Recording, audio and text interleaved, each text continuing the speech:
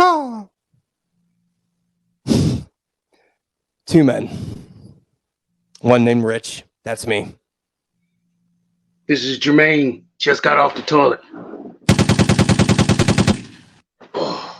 He's a foul man. This is the X's and O's of life. Huh?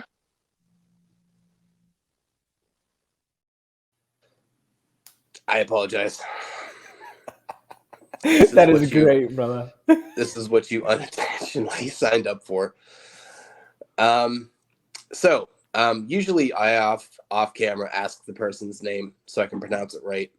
I am relatively high off of Tussin. I've been taking shots like I'm in a club at this point. So it looks so I'm gonna shoot from the hip here. I'm gonna go Alundas. There you go. Hit it on the money, brother. You sound like a Greek god. I like it. So yeah, in all seriousness, thanks for taking the time out. We were supposed to do this last week, but the kiddo had a cough, and I'm pretty sure osmosis rules kind of took into place, and now I'm sick, so I don't know. Yeah, this is the whole interview deals I've been doing for months at this point. You guys already know the format. I am super not professional because I don't get paid enough yet. Yeah, that's the reason why. But yeah, I just wanted to, so you know why I reached out. So I usually give a quick glance at the profile, and I'm like, hey, you look interesting, and not anything close to me falling asleep on the podcast. That's good. Let's bring you on. And I look at the topics a little bit and what you're about, because I don't want to sit here and talk to you if I find you not interesting, which sounds super pretentious, but how am I supposed to do an entertaining thing if I'm like, oh yeah, so you collect rocks. That's cool. That's awesome. How did you get into that? So with all that being said, what do you do? Who are you? And let's roll. What's going on? So brief intro on me. My name is Alundas Havens.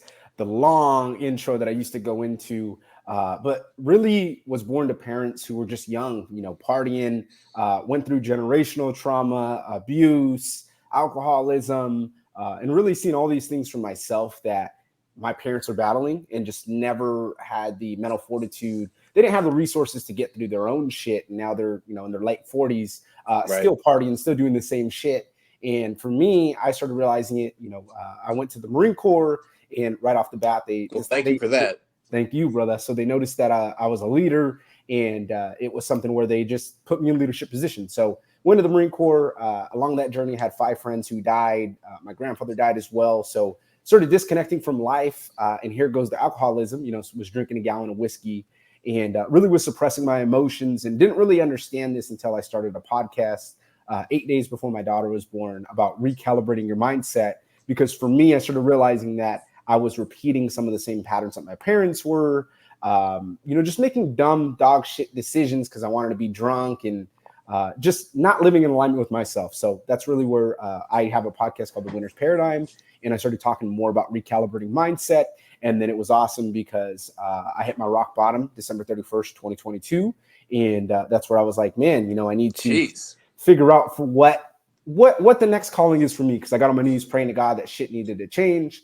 I was already doing podcast production, but I was like, this is a perfect time to pivot. So I started really helping that man who has the business, wants to share the story, but doesn't have the time to do all the editing software and so forth. So it was awesome for me because I was finally able to edit and gear everything into the 2 things that I love, which is helping men become the best versions of themselves and start healing the fucking shit that we suppress so much. And then 2, helping us become the leaders, speaking on the things that it's important to us, because that's normally something, that I realized that when I stopped drinking, that's what I was good at, is when I was drinking, that's when I would have the heart-to-heart conversations with other men versus, being able to be sober and be like, hey man, how you doing? So I really just put a lot of work into myself and understood that sober me needed to get better at just being more vulnerable and connecting with other men. And so that's been my gig, for the past 2 years, and it's been amazing. because, like I said, I hit the rock bottom, and I just realized for myself that there was so much I had to work on before I can help anybody else. Yawn. Oh, I'm sorry. No. No, there's a lot to unpack there. So the first thing I didn't realize your rock bottom was, I don't know, a year ago. That's crazy. It sounds like you jumped into the podcast game and it was like cathartic for you. Absolutely, because I finally started getting around the right people. So initially, I was working with one of the biggest guys in podcasting, and it was awesome because he helped me start that journey. But we had a falling out in December, and it went into that. And then my wife and I were going to get a divorce. So it was just hitting it in realizing that, hey, something needed to change, and I needed to level up. And I was grateful for the partnership and being around him, but I realized that I needed to be around newer people that just were in a different mindset, different stratosphere, basically. So for me, I started talking to other men, and then just really, every time I had a guest, for instance, I started focusing more on fathers, husbands, and I'm like, hey man, how did you restore your marriage after having an affair? How did you restore being the best dad you can be? How are you showing up in life? So it was funny because like every single episode, people are realizing that I'm just asking for tools to better myself, which is bettering the podcast, bettering the value that I give to people, because now I'm healing what's deep inside. And instead of going outward like I always did, I was going inward and then being vulnerable and sharing that journey with everybody else. We did an episode like, oh Christ, I don't know. At some point, yeah, there's a good timestamp. We did an episode at some point of how guys are like preconditioned to be. You have to have that machismo to you. Like you can't be vulnerable. You can't do this.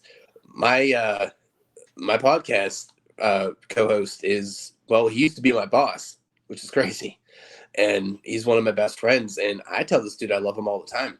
And I think in the normal status quo of life, it's like, what are you, some kind of weirdo? It's like, dude, it's fine to be emotionally vulnerable. If anything, it actually makes you feel better because it allows you to be genuinely who you are, because whether they're good emotions or bad emotions, if you keep them pent up, it's not good. Like, here's a real stupid analogy, and this is called a tussin analogy. It's like if you got a fart, do you keep it in or do you let that sumbitch go? You let it go and you feel better. I'm not saying emotions are on the same level as farts.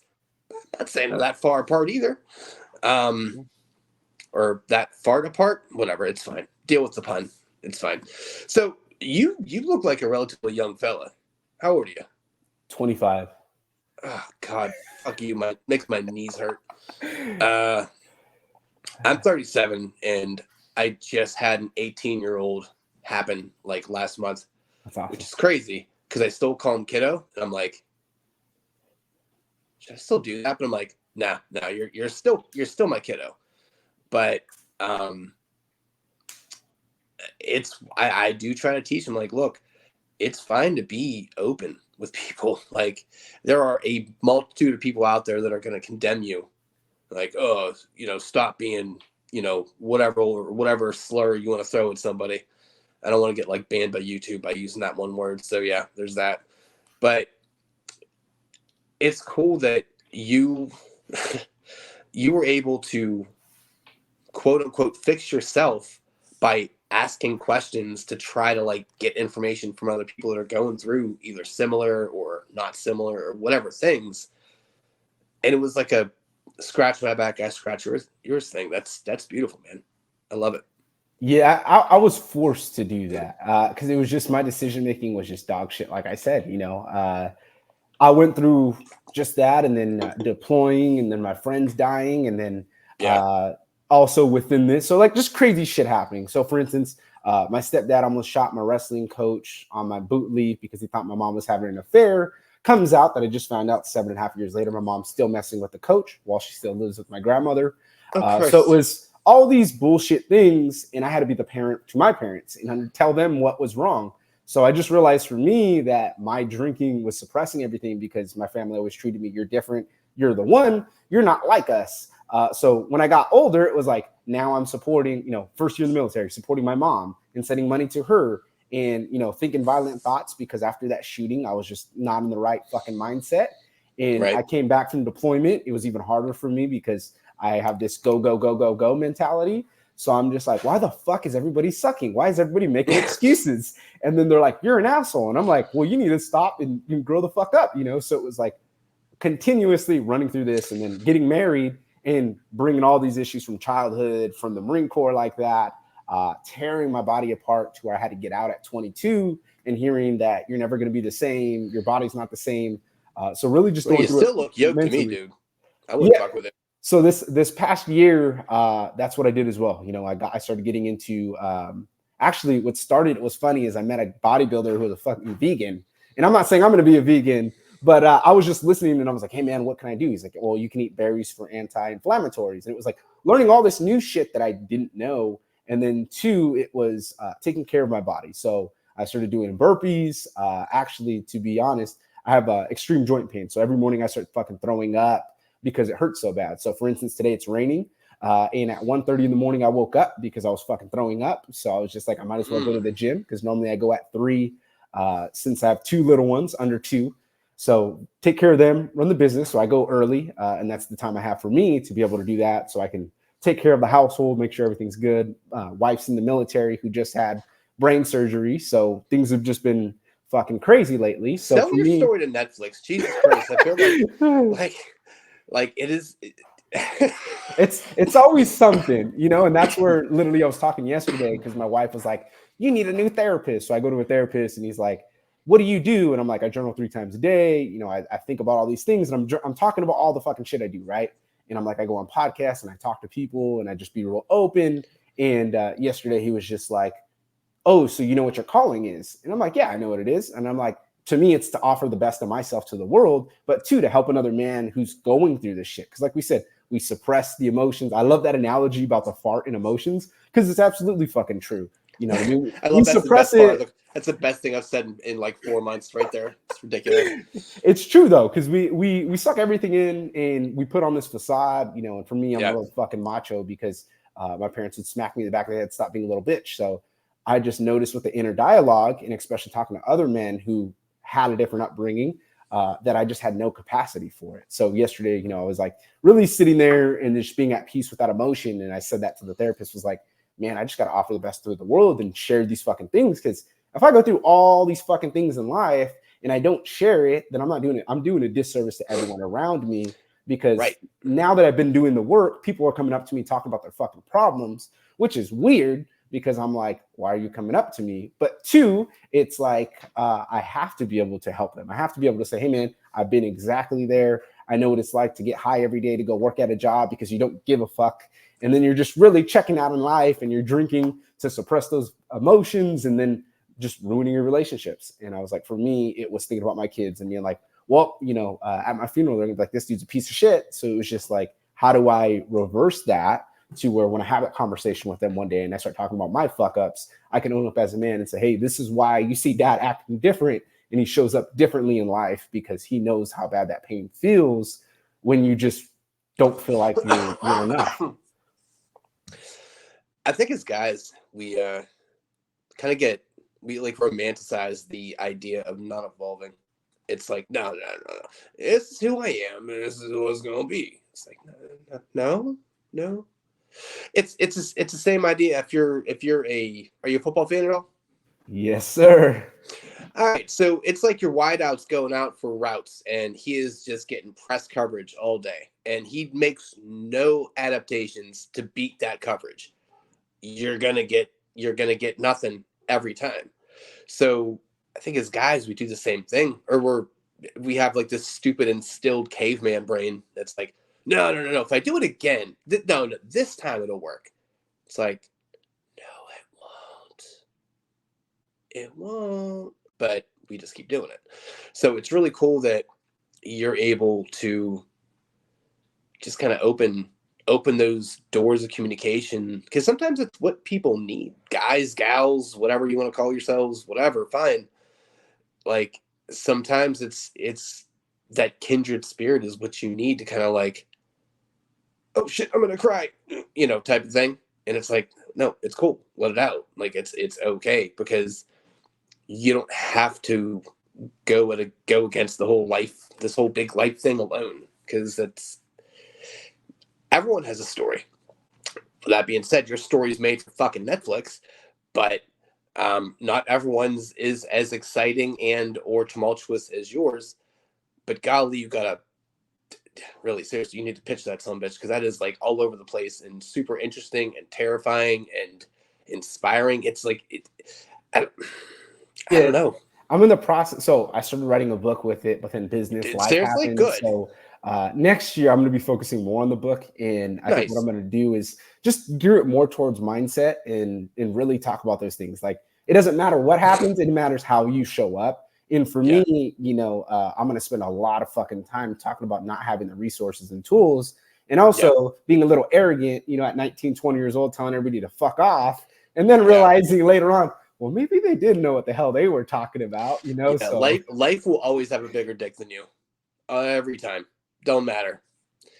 I think everyone kind of goes through that, but like you had, I mean, you're a military guy. You're coming in there like with that big dick energy, and it's like, life is like, and that's why I say I had to be, because I had my family relying on me, and then 19 years old became my own boss, E4 to E6 position. So now I started getting punked because I was in rooms with E6s and aboves, and these motherfuckers did not play. I would have a job to do because I ran the operations and training department. So I'm literally trying to learn how to fucking talk in front of people and have these motherfuckers laughing in my face, and then directly not doing the shit they need to do. So I started, just being smart and printing out read receipts of emails that motherfuckers would delete, and then saying it in front of the commanding officer, hey, why isn't this unit, why isn't this section getting their physical fitness test done? Actually, I've sent the email multiple times. They deleted it. I went down there and tried to talk to them. The E6, E7 brushed me off. I just want to let you know, sir, this is exactly what's going on, and this is how we need to handle this situation. And then they're looking at me like, what the fuck's up with this kid? Like, he's trying to throw everybody under the bus. And I'm like, no, I'm not. You wanted to treat me a certain way because of rank. I'm going to treat you another way, and I'm going to show you exactly how we're going to get shit done. So it was funny because I went through all that, and then I had a boss that micromanaged after that. So I found out more about myself is I'm one that's good with freedom and good with responsibility. But if you come in and you tell me what you're going to do, look over my shoulder every second, I'm going to flip the fuck out, and I'm going to have breakdowns. Same way. I am so, little story about me. All my family is dead. Everyone is dead. They're in my basement. Maybe not in the basement, but they're all dead. I am 37. Everyone has been dead since at least, I think, 17 or 18. I don't know. I forget. Super independent. Do not like to ask for help. Even if I'm, half past an idiot trying to do something, I'm like, nah, I'll be fine. I'll do it. No, I will tell you fully, I'm married, and the woman absolutely does more of the quote unquote man shit than me. I can't build nothing. Nope. I will put a hole in stuff. Now, with that being said, we just bought a chainsaw, and I have a very large erection about it. Very excited. But seriously, there's a tree that's been talking shit for like 2 years outside. I'm like, I'll be your huckleberry. So I think that with being as independent as I have been, it's a detriment and it's a detriment and a perk, because it's like, all right, well, cool, you're independent. You've turned that negative into a positive with all of your family being gone. But I think the one of the pitfalls you fall into is, I don't need anybody. Yeah, you do. You do. I think all of us are a little bit broken. And I think it takes the people that are willing to admit that, the people that are actually willing to put the work in. And as you have so eloquently put here, I mean, you're like, shut the fuck up and listen so I can help me and help you. You didn't say that. I just said that in my head, but you can put that. That's like a t-shirt. Make it. Send me proceeds. And I think some people are going to hear that, and they're going to almost look at that like a selfish thing. And I mean, those people can eat a dick. I'm fine with that. I look at it like, what's wrong with that? how many relationships have you ever been in that are not scratch your back, you scratch mine type of thing? Well, it's because people aren't used to that, and that was That's something for true. me. My grandfather died, and that was my go-to person. Like my dad, he Yeah. always treated me like a little brother, and just a lot of dumb shit with him. And it was just, I don't look up to my dad. Like, I'm like, that's how I'm going to end up like, oh, you still want to be a partier at 50? Like, that's so fucking cool, dude. That's why you have 4 baby mamas. Like, it's all these things. And my grandfather was that go-to. So he dies. And then I started thinking that, and I don't talk to my family because they're negative and they think that I have this big ego and, oh, you think you're better than everybody. I'm like, no, motherfucker. I just put in work on myself because I had to do it. Right. And I had to start realizing that the shit that we keep doing, or the limiting beliefs of, oh, you're never going to be this, you're never going to be good. Like, I bought my own house. None of these motherfuckers showed up and came over here. My kids are born. My parents never met them. My whole family hasn't met either of my 2 kids that are, my daughter's about to be 2 next month. Man. So it was dealing with all these things, and her family is real. They're always around each other. And it was very hard for me, especially being around them, because they're tight knit and they're there for each other. And then they're like, how is it with your siblings? And I'm like, well, I'm 8 years older than my sister. And really, I was always taking care of everybody else. So I never really looked out for me. And I couldn't really be myself because I also had a racist stepdad in the mix back then. So it was just like, had to censor myself. Couldn't wear certain shit because then I'm ghetto or I'm a fucking hoodlum. And it was like learning about myself. So definitely being around her family was hard because for a little bit of time, they're like, oh, you have this ego. You don't know how to belong in a family. And it's like, no, I don't. It's just I'm the one person that you can't sugarcoat shit to.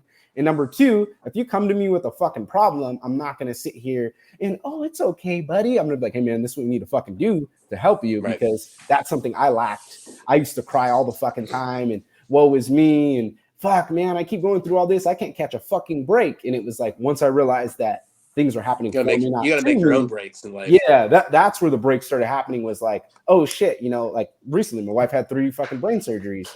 And it was like, okay, dude, what's up with that? First of all, how do I show up with that? What is happening with the wife? Like, what's wrong with the noggin? So she had a hemorrhage in her cerebellum, which was so it was malformation back there where she was bleeding a lot. So they went in there, they scheduled it to just be a 4-day thing of her being in the hospital, of taking it out. So they took out 75% because it was bleeding, and called me back, hey, we need to go in for a second surgery. And then the second day, her brain was expanding because of the pressure. So they were like, hey, we need to go in there and remove, the skull cap. So they removed that so her brain could be able to expand a little bit and she can be able to deal with that. So she was in the hospital for 11 days.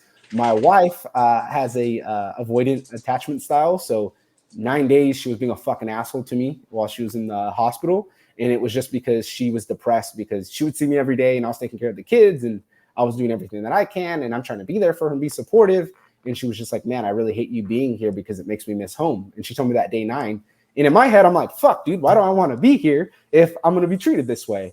And it was, learning that I just had to be different in that moment, not break character. That shit was fucking rough, because the 3rd surgery, she could have died, and they were like, hey, the objective is we're going to get this taken out because her brain needs to expand.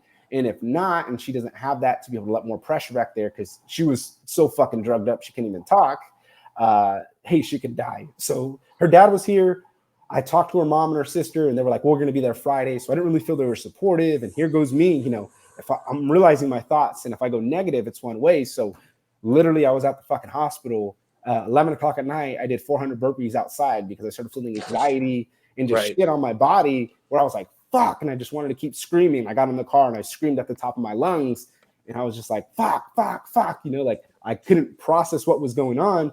But 2, it was like, hey, I need to show up for myself differently within this time, because everybody's relying on me to be that way. And that's where, you said you need help. For me, it was having different mentors, different buddies that I went to in that time. And I'm like, hey, man, like, I just really want to do some fucking stupid. Like, I haven't wanted to drink in this past year of being sober, but man, dude, I really want to fucking drink and just check out in life right now, because this shit's stressful. And that's where my buddies were like, hey, you don't need to fucking do that. You have the awareness, write the shit down, And one of the things for me that's helped was cannabis throughout this journey, because like I said, I have all these issues with my back and my knees and my shoulders being fucked up. My whole body's fucked up basically. And I get migraines all day, joint problems. So I'm throwing up. So it was smoking to eat, because I wasn't fucking eating, because I was driving. We live an hour from San Diego. So with traffic, it's like two and a half. So wait. So it's like 6. Jesus Christ, it's like 6 in the morning for you over there. All right. Yeah. 6:30. So it was just a time for me where, I had to lean back into myself and figure it out. And like I said, I'm an early person, not by choice, but because it's just what the cards I was dealt with and be better. So for me, it definitely was a game-changing moment for me because I had to just fucking man up, and that's been the key of this year was like the certain little shit, it was, hey, you're almost there, but you have this fucking anger issue that you want to snap at everybody all the time and fucking scream at people. Well, let's turn that into a positive so I don't keep screaming at people and then everybody thinks I'm an asshole. Yeah, you can't be that crazy guy screaming at the clouds. It's like, yeah, he's well maintained. He's all set. So, how long ago was this the last surgery? This was September 8th was her first surgery. September 9th was that. So that was last month. And then she's in the military, so they told her, go fuck yourself. So she's at work now. They give her 30 days off. So that was kind of crazy too, because she lost part of motor function. She's getting better. She still has dizzy spells. She had a stroke last year because of this brain injury. So she's a little slower on her left-hand side. So all these things that I'm trying to help her with and help her get better, they're like, hey, you need to go back to work. And then she drives to work to San Diego. So it was just like, hey, how do I show up better for her, make sure she's okay, but at the same time fulfill my needs to make sure I'm okay, because it's draining as fuck when you're taking care of 2 kids, you're trying to run the house, you're trying to eat clean, you're trying to work out twice a day, so you're not fucking stressed out and you don't have time for yourself. So for me, it was just looking at it differently and being like, hey, this is a fucking bump in the road and it's going to make us better. So instead of me saying like, oh, woe is me, my wife's in the hospital. And actually it was funny because when she was in the hospital, my neighbor wanted to get his fucking fence done. And we took the fence out. Our dogs got out because the fence guy didn't close the fence after they did it. They attacked another dog. And here goes my neighbor crying about his fucking problems, right? And I just told him, hey, man, like, okay, you're talking about your fucking projects that are going on and it's costing you so much money and whatever. Like, you chose to do this, and 2, other people have worse shit than you. Right now, I need to show up differently for my family because my wife's in the fucking hospital. And I feel like that everybody's coming to me with their issues, talking about whatever the fuck. And I'm like, bro, I don't have the capacity right now to talk to you about that. So I may come off a little arrogant because I'm like, the shit that people think is important to them doesn't really fucking matter sometimes. And that was the key concept that I learned within that time frame, is like, we may think something's so fucking important, but really we're going to get through this. And then we're going to look back at it and be like, oh, I was acting like a bitch that time. We're just laughing about it because you're like, that was a hard time, but we can definitely get through it again, and during the time you think that you can. So I'm devil's advocate on a few things there. And I only say it because this is how I try to attack things from different angles. So let's just say the fence thing. In the grand scheme of life, by comparison, clearly not as important. I view it as this guy or gal or whoever, maybe they were saving up for that ability to do that for the longest time. It's the first thing they were able to do on their own, yada, yada, yada. So it could be crazy important to them. And I think as people, no matter how big or small the thing is, we tend to romanticize our issues as being the most important thing in the world. So I think sometimes whenever you actually have the conversations and you're like, oh yeah, so your fence is fucked up? Yeah, my wife has had like 17 hands in her fucking skull. I don't know. Feel like that trumps that a little bit. And sometimes that perspective will put that stuff into place. And sometimes you'll come across like a douche. So it's really kind of, I think the hardest thing about people is understanding how to be people with people, because it's so hard. Because especially now with everyone super divided. So let me add context to that. So single guy in his 30s, has his own home for 10 years. This man has money. So you can shut the fuck up then. Yeah. So that was why I talked to him a little bit differently, but he didn't just do one. He had like 7 projects going on at once. And I was like, hey, bro, you got big baller money if you're dropping 20 G's on your house right now. And then he was like, yeah, man, I'm trying to do this. And I think he's going to sell it, which I'm happy because he's going to make my house more money in the future. But I was just like, hey, man, like, this is what it is. Because one day he came over and he was just like trying to talk and hang out. And then I'm really not like that. Like, I'll hang out with you, but since I've been working on myself so fucking much, like, I don't go out, I don't drink, I don't do any of that shit anymore. Even watching sports, it's like I'll watch football and then it's just at home. Like, I don't even go to a bar for that. So it was like, talking to the guy, and I'm like, you're a really cool fucking dude, but he has a lot of time on his hands because he doesn't have kids. He doesn't have to do Right. that. For me, it's always been taking care of the kids and doing more. And You have so going. much on your plate. Yeah. That, You're that like, was I don't why. have time to beat my dick, let alone talk to you. What the fuck? Yeah, and then it went into the two. He's like, oh yeah, I'm starting a business. And I was just like, I don't think people without kids realize how fucking easy it is to have all that time without, like, not having kids, not worrying about these responsibilities and whatever it is. And I'm like, honestly, we didn't have kids, I was going to college, finishing my bachelor's degree because the military Right. paid me for it, and then was working full time, selling 12 to 18-hour days. So I was going through the suck even then. And it was just like, hey, this is how you're going to figure it out. So that's where I was like explaining to him, like, hey, man, this is where I came from. And this is what I did. And he's like, yeah, I did the same thing. And it was like, that's where the mutual point was. Because I realized that I was talking to my wife and she's like, yeah, you came off a little as an asshole. You tend to do that. And I like explained to the guy, I was like, hey, man, I'm not trying to come off as an asshole. I'm talking about this because I understand your situation and where you're coming from. Right. And then he was a really cool dude. He was like, yeah, that's cool, man. And I was like, cool. I wasn't just trying to attack it and trying to impose my fucking point of view. I was just saying, hey, man, let's slow it down a little bit because we're over here wasting our fucking energy about a fence getting done and about these concrete guys that are fixing his concrete, which was perfectly fine from the get-go. But he's a stickler, so he wanted everything done correctly, and OCD kicked in. And I'm like, bro, I have OCD as well. I know how it is when shit's not your fucking way. Take a deep breath. You'll be all right. Yeah, it's kind of wild. I think, oh God, what was I going to say? Hold on. Oh, Robitussin, you silly girl. Oh Christ. I don't know what I was going to say. It was something that was somewhat pertinent, but not apparently that pertinent because it flew away like a little birdie. Oh yeah, I know what it was. There we go. So a lot of people don't like me. I'm a very brash person, very kind of aggressive in nature, and it's not meant to be negative. I'm actually like a very, well-spoken, like level-headed fella. But my like initial kind of thing is like, hey, fucking do the thing with the thing there, and then yeah, it would be everything will be fine. Don't worry about it. Why? Because fucking reasons. That's why. And that comes across like, why are you so mean? It's like, I'm not mean. I'm to the point. I don't feel like it's necessary to beat around the bush and say, well, if you do the thing with that, and then you go this, I don't like that. And that doesn't accomplish anything for anybody. And it is very difficult to let people see that part of you when they don't take the time to like, let me weather this storm and see what this guy's about. I obviously know it's maybe a character flaw, but I don't really think I should need to change who I am to appease you. So it's that little internal fight you have. Well, should I do what society dictates or be true to myself? I love that, brother. I'm the same way. I pick off people's energy. And Yeah. I just went through that where I met a dude who they say is a cool guy, but he hesitates a lot when he's speaking. And well, I don't really know. And I'm like, bro, let's fucking go. You need to fucking do this. You are a parent. And he's looking at me like, what? And I'm like, bro, you're a fucking parent. And you want to act like that? And I wasn't trying to be an asshole, but I'm trying to tell him like, hey, man, you need to step in another fucking gear because they hyped this guy up for me. My wife, one of her sailors that she worked with.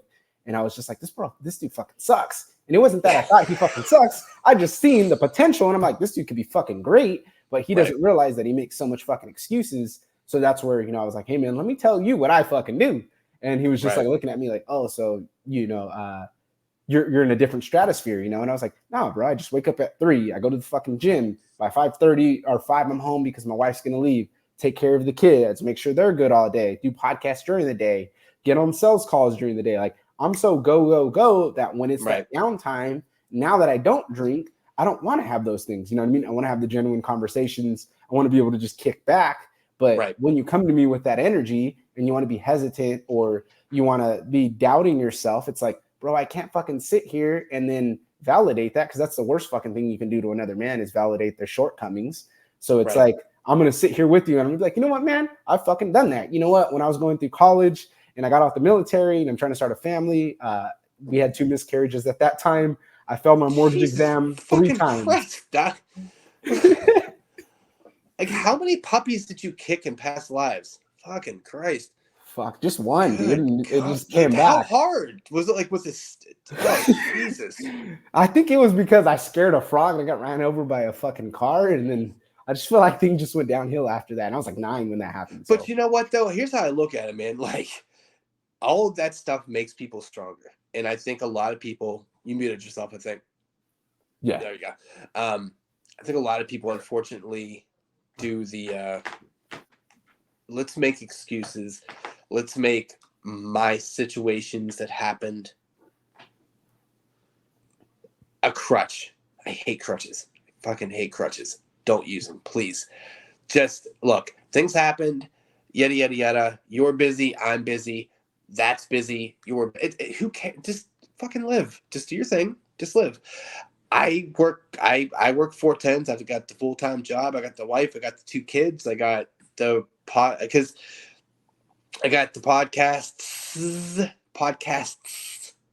that I record like 3 times a week. Then the interviews that happen twice or 3 times a week. So I'm doing that 6 times a week. I love it. It's like crack. I've never done crack, but I feel like if I did, I'd like it. And if it was like the podcast thing, please, no one put that as a reel. That won't be good. Rich likes crack. Okay. And podcasts at the same time, possibly. We could do a crack podcast. Let's stop. It's going to go down a bad rabbit hole. We'll talk off camera about business ventures. But yeah, I love it. Like last night, I thought I felt bad today. I'm actually getting okay, which is super great. Also maybe super high off of tussin. Who knows? But last night I'm coughing to the point where I'm outside. I was coughing and I threw up over threw up over the porch because I coughed so hard. I'm like, yeah, that seems like it's a good idea. And I told the wife, yeah, I gotta record it. I gotta record the football podcast at whatever the hell my co-host messaged me. And she's like, oh, no, you're not. I'm like, I'll strangle you in your sleep. I swear to God. Don't fuck with me. Don't do it. Because I'm so adamant. I'm so adamant. And it's weird because I actually care so much more about this than my real job. Yeah. And because I actually like this and I enjoy it and I get something out of it. The other job, I'm like, yeah, I don't really. This risk looks like it's something I can cut today. Because it's not fulfilling. It's not rewarding. My whole goal is to make this into some semblance of an enterprise and, do this, that, and the other. And if it doesn't work, then fuck it, whatever. But I feel I would be remiss if I didn't try. And I think, and what's interesting about you is you're 25 and you got the drive of like a 30, 35-year-old. Most 25-year-olds are worthless. And I hate to say it that way, but they're absolutely useless and worthless and bring nothing to the table. No, you're 100% you're just right. So stupidly impressive to me. It's not even funny. I want to give you a hug. I run into that issue with people my age. I'm like, bro, you guys are playing it fucking small. Like the other day, I literally got a coffin tatted on my hand because I was like, you know what? I'm going to fucking die. And then I was talking about it. My father-in-law was talking to me. He's like, what? I was like, dude, I'm going to fucking die. And all it's going to be is fucking that I didn't amount to shit and that I played it fucking small. And he's like, what are you talking about? You're 25, dude. And I was just like, bro, I've had my best friends fucking die on me at 19, 17, 16, 15. Like, I understand what it's like when you're counting on something. Like one of my boys got in a car accident. He was supposed to go to my house that night, fucking died. So I'm like, for me, I think about death and I visualize this shit every fucking day. I think about my funeral. I think about how I'm showing up for my kids and what my legacy is going to look like. And I was just like, for me, I can't talk to people my same age because they take it too slow. And I'm like, I totally understand because I did the same fucking thing. And that's why, I go balls to the walls. My wife gets mad at me because, you prioritize your podcast. And I'm like, but it's therapeutic for me. Like I get more out of doing a podcast and talking to you, Rich, and recording my own episodes that are solos than to go to a fucking therapist and talk about my problems. Why? Because every single time the therapist is like, hey, this is what you need to do. Kind of like yesterday, I've been working with this dude for 6 weeks. And then he was just like, how you fucking doing? I'm like, oh, I'm actually pretty good. I stopped putting my expectations on people. I actually just lower them. And I'm just like, you know what I mean? Like, you're not going to hit my standard. So I'm just going to let you fucking Right. be. And then we could just talk about it after.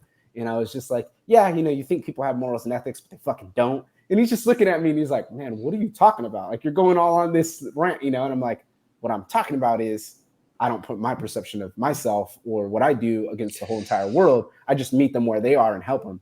And he was just like, a month ago, you were sitting here talking about everybody else sucks and that you're fucking irritated with life. And then now you're talking differently. And I'm like, yeah, because I had to realize that was tearing up my marriage because I'm an asshole to be around. And my wife likes to say that is, oh, you care more about the podcast than really talking to people. And I'm like, yeah, because that is therapeutic for me. Like I said, I worked at a mortgage brokerage. I was a frat house when I tried to stop drinking. And I had to smoke weed every day to be there because I'm around. At that time, I was 22, 23, and I'm with these motherfuckers who got off their mommy and daddy's couch.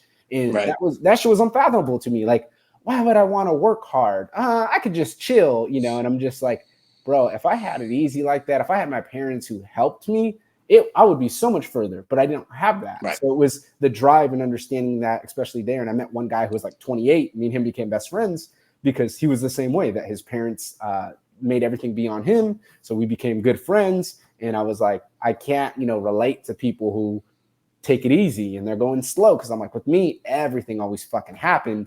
And then I was back to that. And I used to just go in circles, flip the fuck out when I was in the Marine Corps because I didn't know how to handle all this stress. I didn't know how to handle all these fucking things. And what I was taught was, oh, you just drink your fucking problems away and it's going to feel good because if you perform high, then you're going to be able to on the weekends, party a lot. And that shit didn't lead me to anything good in life. It tore my marriage and was leading me down fucking the grave, So it was funny. Sum that up, I had that tattoo in my hand. My father-in-law was like asking, I'm talking about death. My wife's sitting there and she's just like, what the fuck has gotten into you? And I'm just like, I see things differently now because of the pain that I went through. And like I said, hit the fucking rock bottom. She was going to leave me. And I was just like, what am I going to do? And that's why I like this therapist. He's a Navy SEAL. And me and him were talking and he's like, hey, you either fix these fucking problems or you move on and you still deal with the fucking problems. So you let me know what you want to do. And I was like, I guess we're working on the fucking problems. Yeah. I mean, God, the strangest thing about you, that sounds weird, but whatever. The strangest thing about you is you have all of this stuff, like all of these, I don't even have a good word for it. Like all of these little subplots and sub things that happened. And generally speaking, you face everything head on, but you've learned to evolve like the pressure that you put on each thing, like you're grabbing each thing by the throat. Maybe you're not choking that one.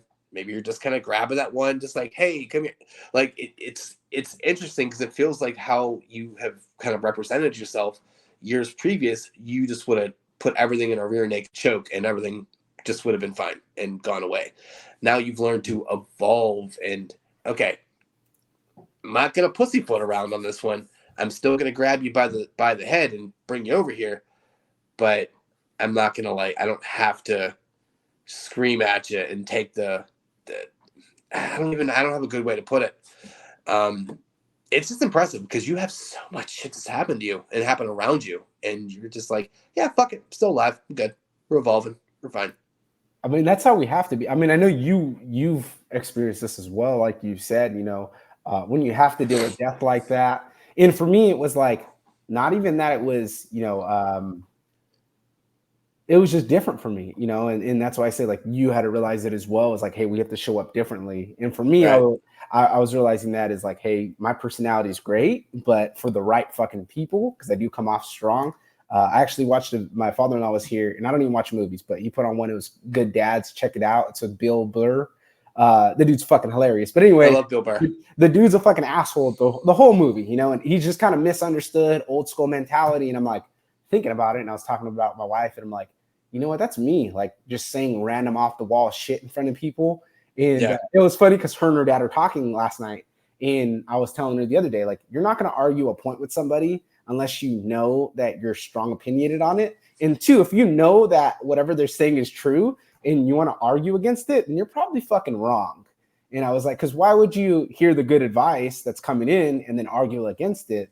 I was like, we play devil's advocate for our own fucking selves. And I know that for me, because like I said, when I was younger, I'll tell everybody to go fuck themselves. And I was like, you don't know what you're talking about. And then later on, okay, yeah, maybe they did know what they're talking about. Right. So I was explaining that to my wife because she's arguing. And well, just because I want to have friends doesn't mean, and I'm like, yeah, you can have fucking friends, but if we have a problem with something, we address this. We don't just, oh, well, that's what they're fucking doing, you know? And she was just like looking at me. And then the dad jumps in and I'm like, see, you're arguing because you have emotions behind it and you're coming from this place, but you understand that the reason why you're getting triggered is because some of the things are true. And I'm like, I did the same thing. So I understand this. And this is why when I talk to other men, it's easy for me now because I'm like, hey, man, you're fucking arguing with me about starting your podcast and what you have to do and why there's so much fucking things in it. Well, here's your thing. You either don't do the fucking podcast, or if you're so fucking busy, hire somebody to do the production for you. Okay, right. Well, you can't do that. Well, now you need to figure out a new game plan. And it was just a different way of thinking because it was just like, we have to tap into that. We have to challenge those beliefs. We have to help other people do that because a lot of us don't. You know, we circle, spin the fucking wheels, and then want to keep complaining about the same shit we talked about a year ago and then get nowhere. Yeah, I mean, look, this podcast thing is absolutely self-made. Me and my dude Jermaine, we kind of talked about it because in the line of work that we were in, we would have like little coaching sessions or whatever, and we would just do exactly what the podcast was without being like a podcast. So we just kind of threw it around. We're like, dude, why don't we just do this? And then one day I was like, hey, fucking come here and do a thing. Okay. And we did a thing. And the wife bought me the whole podcast mic stuff. And she has been mildly supportive. That's increased to a lot more supportive because, like you said, she hated it because I would prioritize it over this. I'm like, look, I have to grind this out. Yeah. Like to understand how many options people have. And by no means am I famous or well known or anything like that, but goddamn it, I need to find a way to do that. And the only way to actually move that is to keep putting in the work and evolving and getting better. And I have no idea if this is going to be successful or good or great or whatever. I've been doing it since Easter. Yeah. And for the longest time, I wasn't doing video because fucking dumb. And I was the same way when I started. And I was like, wait, let me go do this. Now I have like 1,500 views on YouTube, which I'm cool. That's fine. In the grand scheme of life, that ain't shit. But you know what? I'm doing something with myself. I'm doing it. I'm enjoying it. And in the grand scheme of life, if this becomes just a hobby, okay, I could be playing mini golf instead. Like this, I feel like this is a more interesting hobby to have. So, yeah, I love the that is too many syllables when you're sick. Entrepreneurial. There you hit it. It's getting there, but I'm not confident in it right now. It's happening in my head. That E word, it's always been an interesting thing. And I think it takes a certain type of people to pull that off and to enjoy it and be successful in it. And, you know, I don't mean to keep harping on this, but hey, it is what it is. With all of your trauma, I mean, I guess there's no other way to put it. With your trauma and your life experiences, you got ammo for days. And, you know, the fact that it's a symbiotic, you know, relationship, you have all the drive in the world because you're like, it fucking helps me too. I'm fine with this. I love it. So what exactly, like, as of right now, what do you provide for folks? Like, what is if you had pitches to pitch, I guess? So I have two things going on right now, a high level, low level. I actually just launched it Monday. I have 6 guys. Jeez. I have 2 more guys joining, but it's a monthly mastermind on podcasting.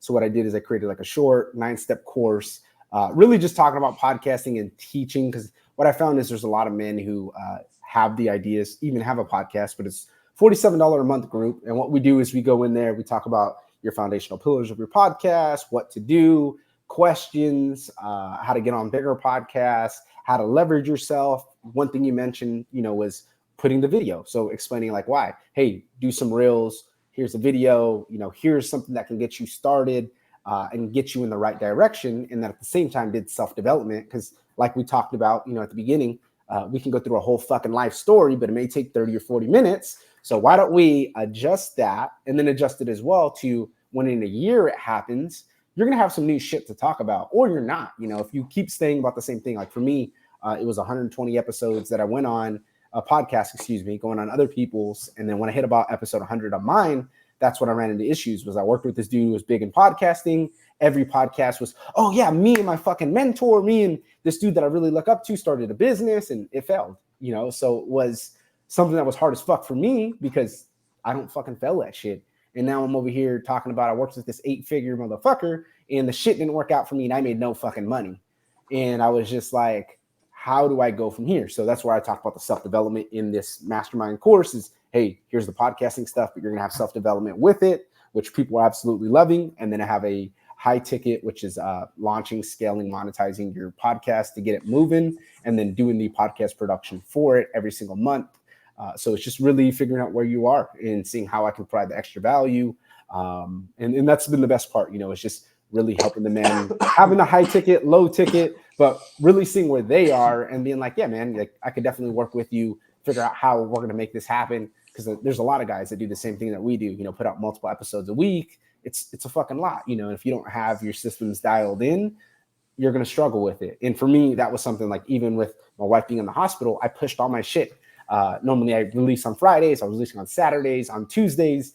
And I was like, I'm going to do what I have to do to get this shit out. But two, I'm not going to beat myself up on it because life fucking happens. And if we're going to sit here, and point the finger, point it at yourself, and that just means we have to show up differently. Yeah. I mean, you said it before we got on here. You're like, oh yeah, sorry, man, I had to reschedule. I'm like, dude, calm down. It's fine. I get it. Shit happens. There was like 10% of me. I'm like, dude, please let's just do your schedule today. Please, please, please. Then I found out I was like, okay, no, I'm actually able to be a person. This is good. Last night, Thank you, not brother. so much. I'm like, I'm like, okay, this is great audio. That was Super me good. like an hour ago throwing up, and I was like, fuck, dude, I don't want to do this. My body fucking hurts. And then I was just like, my son actually woke up, and I was like, you know what? I'm going to do this. Yeah, nice. And I don't know if you listen to anything that we have done, but it's a real interesting, since you're in that medium, basically what we do, and it's evolved a few times, which, by no means a professional or anything like that, but anyone that's doing a podcast, don't be afraid to evolve and change up your style, because it's dumb if you don't. But basically what we do, like tomorrow, we're going to talk about outsourcing. Boom. How many business trips are actually business trips and not you fucking somebody else? And 3, that was my fuck up. Which is actually really, really interesting and kind of shitty, because I thought about that idea a few days ago, and the wife literally told me she's going to Chicago for a business trip like 5 minutes before I recorded. So that's just beautifully timed. So hopefully she sucks all the dicks out there.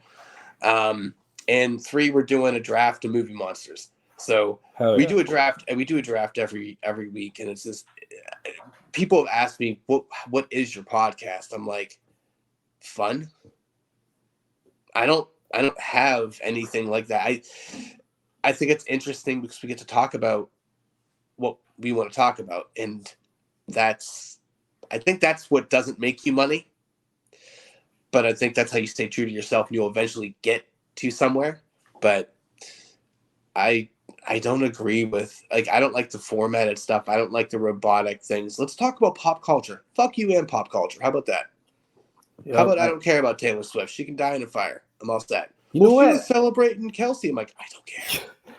I've been actually saying that a lot lately. I fucking hate Taylor Swift. So when I was deployed in Kuwait, that song fucking look what you made me do every 5 fucking minutes would come on the radio over there, because we had like a duty where you have to drive buses and take people down for 12 hours to and from work. And I just fucking hate Taylor Swift. So my wife was like watching, and she's like, oh my God, Taylor Swift is, because watching the Chargers game. And she's like, oh my God, Taylor Swift's there with the G. I'm all, fuck Taylor Swift. Hey, look, low-key, you look like Austin Eckler, which was my first round pick in fantasy. Not just saying a little bit. I'm like, you got a little Eckler look to you. You're probably hating that pick right now. So struggles, but I was able to trade, or someone traded me. I already had AJ Brown. They traded me Jalen Hurts because they're stupid. So I've had that stack. So that's beautiful. But There you yeah, go. God, I'm trying to move them. Anyway, that's yesterday's podcast. I can't stand her. The wife loves her, and I'm like, you are an insufferable 6-foot whore. Stop talking. Stop being a thing. I can't fucking stand you. Can we have one thing without like, look, and I know it sounds weird. It sounds sexist, but like, football's always generally been a dude's thing. It's our sacred little like Sunday. Hey, leave me alone. Why? Because I want to watch the large men bang into the other large men. It's gonna be good for me. I like it. And now it's like you got this dizzy broad that's like, oh my goodness, did they score something in the inning? I swear to God, they will never find you. Stop it. Just stop it. So it's super annoying that it's like getting, and I don't know why it annoys me. It just annoys me, and I wish I could I need therapy for that shit. It annoys me because I'm like, because they've even said that the NFL, they're like, oh, they're pushing it because they asked her to do the Super Bowl and then she said no, and then now they're like promoting it, putting it on their page, and I'm like, that's cool and all, but like, why are we fucking putting all this attention towards that? We could be talking about something else, but it's the NFL, they want to make money and they want to draw attention. I just find that hilarious. You know what I mean? It's like we're really wasting our fucking time on who's a Swiftie and who's not. And well, what's funny is if you think about it, the first week she popped up was that week that the Dolphins scored 70. Yeah. You heard very little about that score. It was like, oh, what's the tall cunt doing? I don't know. I don't care. Like, yeah. Can we just wait for the fallout where she writes some breakup song and we can be done with this fucking shenanigan? That'd be great. Yeah, and they're like, oh, Kelsey does better when she's there. Like, he's the fucking greatest tight end ever. What does it matter if he does the GOAT for better? A while. Exactly. He already beat Tony Gonzalez, which I'm pissed off about because that's childhood. Crazy. And I didn't even think Tony Gonzalez was the best. I thought Antonio Gates was just because I'm a Charger fan. So, oh God, that's where I can go for days on that, but it was just like, are we really talking about fucking Kelsey doing better because his girlfriend's there? Like, this man's the best anyway. Why are we fucking talking about that? Right, like how much better can he fucking do? Exactly. Honestly, like what else can this guy do? He's what's Kelsey like? What 35, 36, something like that? 34. So he's super long in the tooth in NFL years. Yeah, and every year he's still like, hold my fucking beer. Watch this. 7 years, 1,000 yards. He probably will have 1,000 this year for sure. Oh, yeah. 10 TDs. Like, he's a first ballot Hall of Famer. So it's just God, don't fucking induct him while he's still playing. Like, here, we don't need to wait. Here you go. Exactly. Yeah, we talk about him all the time because it's like, he's a fucking cheat code. He's a legitimate cheat code. He's one of those few players that are actually like amazing for fantasy and amazing in the NFL realm. Because the crazy thing is, everybody knows the ball's going to him. He made me lose my championship last year. So then this year I was gonna play, and I was in a bunch of money leagues, and then this year I canceled everything. And I was like, I'm spending too much fucking time on fantasy because last year I was still working at a job, and I would just sit there all day. I was at a sales job that I maxed my commissions. So I would just fuck off all day. So I would get all my work done. So the last 2 weeks I could not do shit and then just play fantasy football all day. And then I got in trouble for that. I run a league and it's very, very different from what anyone ever really goes. It's a 2-quarterback league. It's 2 quarterback. You start 3 running backs. You start 5 wide receivers. You start 3 flex and a tight end. There's no kicker. There's no defense. And the scoring is outrageous, and it is a boatload of fun. And I love fantasy is right up there with like so if podcasts are crack, I would say fantasy is probably like heroin. Yeah. That's why I stopped playing this year was I was just too fucking addicted to it. And then if you're talking about that, and then you're trying to watch football all weekend, and then now I have way too much shit going on, so I don't even watch Red Zone all fucking day. Oh, God. You know what I mean? I've been actually listening to just the radio broadcast, which has been different, and I'm liking it. Yeah. Okay. But it's just so I can be more present with the family because my wife's like, let's go do this. And normally I'm like, nah, fuck that. Sundays is football. And that was cool and all, but I need to be more inclusive and being able to do more shit with the family. So now I got the AirPod in and I'm just listening. Yeah, fuck my wife and fuck my family. Sundays, leave me the fuck alone. They know better. Because now that I have a chainsaw, please come fucking see me. I love you, dude. You're fucking great. Scott Hansen at 1 o'clock. You shut your whore mouth. Everyone leave me be. I'm fine. Facts. And then, and because that's the thing. Like I don't care about many other things other than sports. So I'm like, okay, this is my thing. I do try to be inclusive, but Sundays, fuck off. Yeah, the best thing I did initially when I got married was I taught my wife that Saturday nights were boxing and UFC, and then Sunday was football, and then we would watch baseball like crazy. So she'd be like, "How the fuck do you watch baseball?" And I'm like, "Oh, me and my grandpa were big Dodger fans, so I just always watched baseball." And that's where like I had her on that program, and then we were doing well, and then we started having kids, and then now it's like, well, let's go do this, and I'm like, you know what, you're right, because I was just an asshole to be around, and I'm like, Sunday's my day, and then it was just like, well, you want to make it a whole family day? And I'm like, you know what? Fuck it. We can. I'm not going to keep just arguing this because, again, we're talking about growth and acting different. I got to fucking do it. So, yeah, now I'll have like one Sunday and I just sit there and I'm so fucking happy. I got my daughter liking pizza. So I'm fucking happy because now she'll be all, do you want to get pizza, Dad? And she's You're 2. goddamn right I do. And I'm like, fuck yeah, let's get pizza. And then we just sit there eating pizza. And then she likes watching football now. So I'm like, all right, cool. You're just going to sit with me. That's adorable. So that's been great as well. Yeah, I apparently have to go to like some niece's birthday in a few weeks. And I looked at her. I'm like, this is on Sunday, isn't it? She's like, yeah. I'm like, you bitch. All right. I'll give you the day. Fine. But understand, this is your one for the fucking season. Make it count. Yeah, I went to a baby shower the other day. My wife was like, oh, let's go baby shower. And it was on Saturday.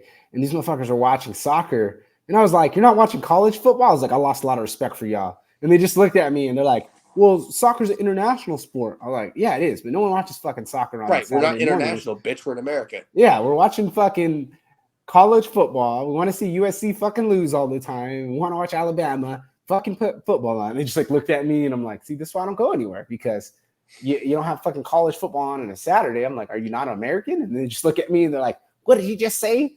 And I'm like, I know that came out wrong, but it's true. Like, what American chooses soccer over everything? All our good athletes play all the other sports. It's weird. It's a weird thing. Like, I never understood that. Like, you get the college kids like, USA, let's go. It's like, you even know what you're watching. Stop it. Just go back to your frat. I'll watch it for the fucking World Cup, and that's it. I don't even watch that. I could care less. It's like watching NASCAR. It's like, oh, this is super exciting, eh? There we go. This is great. There's going to be 1 point scored? Cool. I can't wait. I still don't get the NASCAR thing. Like, I've tried, but I don't get how we just keep watching that to make left-hand turn. And I get the science behind it. I get it's cool, but, bro, if you got 4 hours to watch that shit, you got 4 hours to do something better. Dude, like, that's when you just, like that. I let's put it this way. This is gonna ostracize people, but this is a good way to end the show. This is good. Yeah, let's do it this way. Usually the folks that are NASCAR fans are pretty fucking stupid. Not gonna lie, they're not really the most like intellectually, Yeah. It's like, oh, you see a left turn down there? Yeah, no. It's like, what? It's not even that wasn't a sentence. Oh, you're gonna do the turn? No. What? Okay. And that's kind of how that goes. It is the dumbest sport. Like, I can understand maybe if you watch like F1 because they have like actual different tracks. Mm-hmm. But dude, like, go take your Mountain Dew drinking ass somewhere else. I can't. Exactly. Just I don't know. But look, all right, plug all your shit. Here's where you get to make all your money. And I, honest to God, I really want you to finish your book because I'm actually really interested in that. And that's not hyperbole. I really am interested because you have a fucking shit show of a story, and I'm intrigued. Hell yeah, I appreciate you, brother. Easiest way to find me, Alundas _Havens on Instagram, Facebook, Alundas Havens, and then my podcast is The Winner's Paradigm. But you can just go to social media. You'll find me. That's how you'll learn how to join into my Facebook group, which talks about podcasting and really jumping into those things if you're interested in that. You got a website and all that? Yeah, thewinnersparadigm.com. All right. So all your socials are linked up to that, right? Yes, sir. So cool. You can definitely find me easy there. All right. So yeah, I'm going to link all that stuff. I'm honestly, to be fully honest, I'm just going to link the website. I'm not going to copy and paste all the other stuff because that seems silly. That's all you need to do. I hate when people do that. When they send me a whole laundry list, it's like, hey, bro, your website should link everything back to you. They should also be able to listen to your podcast on the website. So make it as easy as possible for people. Yeah. Now I will tell you, I've yet to build a website because I don't have that personal computer yet. I have the work computer, and the wife has the work computer, and everything's firewalled up. So I'll be buying that, but shit's expensive out in the streets. But yeah. that's my Christmas present for me. So there's one, it's called Podpage, and that one they'll build you a custom website. It's like $20 a month, and or $10 a month, excuse me. And they'll build a website to have everything there that you can link it to. Really? So that was something I did initially before I paid $100 and had somebody build me one. But that was really fucking cool because it just automatically does it. It's really user friendly for reviews too. Beautiful. So it pulls it in, and that's one of the things I like to share with people is like, hey, do all this little shit that we don't think about. Yeah, because legitimately, I have like 4 different links for 3 different podcasts I have, and it's like it's a lot of stuff. So I would love to condense that so it doesn't look so messy. So good to know though. Podpage. Okay, fair enough. All right, man. Well, look, I appreciate you taking the time out there, Austin Eckler. Thanks for ruining my fantasy league for the first 6 weeks. Maybe you can start fucking, fixing your ankle and doing something. I mean, the way it looks, probably not. Look, We're trying to get the coach fired, all right? He lost the locker room. That shit was so funny last week when they said that. I was like, man. It's weird. Like, the Chargers are just so strange because I feel like you got the talent to do something, but you just don't have, it's like you got, a 10-inch dick, but you don't know where to put it.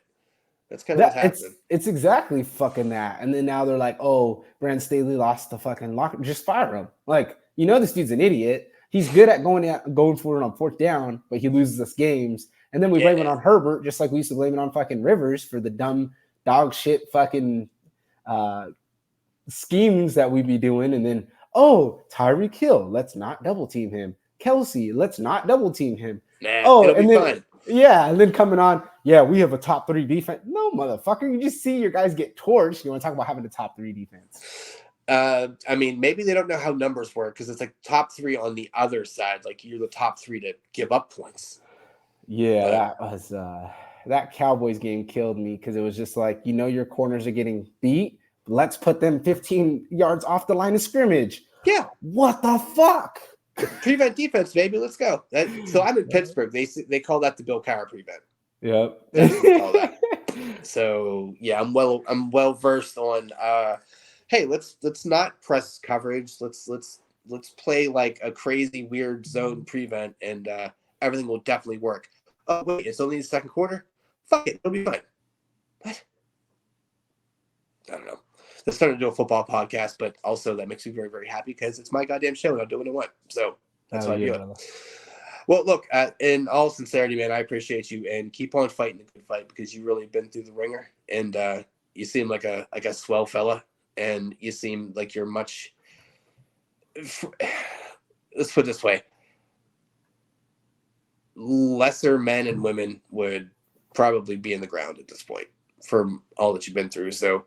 Hats off to you for just kind of pushing through and realizing, hey, look, there's a bigger picture and I can make chicken salad out of chicken shit. Big deal. Amen, brother. So I'll let you get back to your busy day of, I don't know, doing whatever the fuck you do. The 19 things you got on your agenda. This will be up by tomorrow morning. And I'll send you the links for the audio and the video deal. And, let's get, man. I appreciate you coming on. I appreciate you, brother. Thank you again, my friend.